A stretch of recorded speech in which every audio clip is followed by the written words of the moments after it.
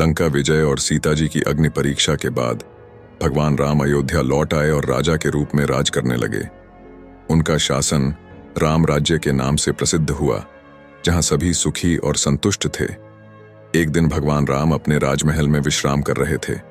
तभी भगवान काल का दूत वहां प्रकट हुआ। उसने कहा, हे राम, ब्रह्मा ने आपको यह संदेश भेजा है कि आपकी लीला इस पृथ्वी पर समाप्त होने वाली है, लेकिन इससे पहले आपको मुझसे एकांत में वार्तालाप करना होगा। भगवान राम ने इसे सहर्ष स्वीकार किया, लेकिन एक शर्त रखी गई। हे राम, जब तक हमारी वार्ता समाप्त न हो, कोई भी इस कक्ष में प्रवेश न करे। यदि कोई प्रवेश करेगा तो आपको उसे त्यागना होगा। भगवान राम ने यह शर्त मान ली और लक्ष्मण को आदेश दिया कि वे द्वार पर पहरा दें और किसी को अंदर न आने दें। इसी बीच प्रसिद्ध तपस्वी दुर्वासा आर्ष महल में आए। उनके क्रोध और शाप देने की प्रवृत्ति से सभी परिचित थे। दुर्वासा अर्षि ने लक्ष्मण से कहा, मुझे तुरंत राम से मिलना है, यह बहुत आवश्यक है। लक्ष्मण ने उन्हें रोकने की कोशिश की और कहा कि भगवान राम अभी एकांत में हैं और किसी से नहीं मिल सकते। लेकिन दुर्वासा आर्षि क्रोधित हो गए और बोले, यदि तुमने मुझे रोका तो मैं तुम्हारे पूरे वंश को शाप दूंगा। लक्ष्मण अपने धर्म और कर्तव्य के बीच फंस गए। एक ओर उन्होंने भगवान राम को वचन दिया था कि किसी को भी अंदर न जाने दें। दूसरी ओर दुर्वासा आर्षि का क्रोध अयोध्या और उनके परिवार के लिए विनाशकारी हो सकता था।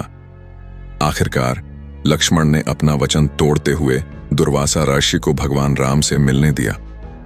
जब भगवान राम और काल की वार्ता समाप्त हुई तो राम ने देखा कि लक्ष्मण कक्ष के अंदर आ चुके हैं। काल ने उन्हें उनकी शर्त की याद दिलाई। हे राम, आपने वचन दिया था कि जो इस वार्ता में बाधा डालेगा उसे त्यागना होगा।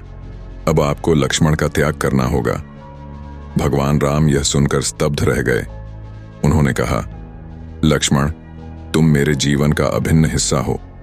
तुम्हारे बिना मैं अधूरा हूं, लेकिन धर्म का पालन करना मेरा कर्तव्य है। लक्ष्मण ने अपने भाई की पीड़ा को समझा और स्वयं को त्यागने का निर्णय लिया। उन्होंने कहा, प्रभु, मेरा जीवन आप ही के लिए था। यदि आपका धर्म और वचन मेरा त्याग चाहते हैं तो मैं इसे सहर्ष स्वीकार करता हूं। लक्ष्मण ने अपने जीवन का अंत करने के लिए सरयू नदी में प्रवेश किया। यह कहा जाता है कि उन्होंने अपने नश्वर शरीर का त्याग कर भगवान विष्णु के शेषनाग रूप में लौट गए। लक्ष्मण के त्याग ने भगवान राम को गहरे शोक में डाल दिया।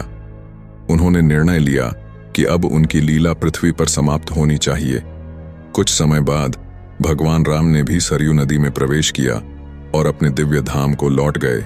यह घटना हमें धर्म, त्याग और कर्तव्य के महत्व को सिखाती है।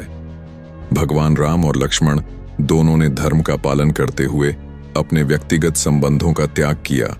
यह दिखाता है कि सत्य और धर्म सर्वोपरि हैं।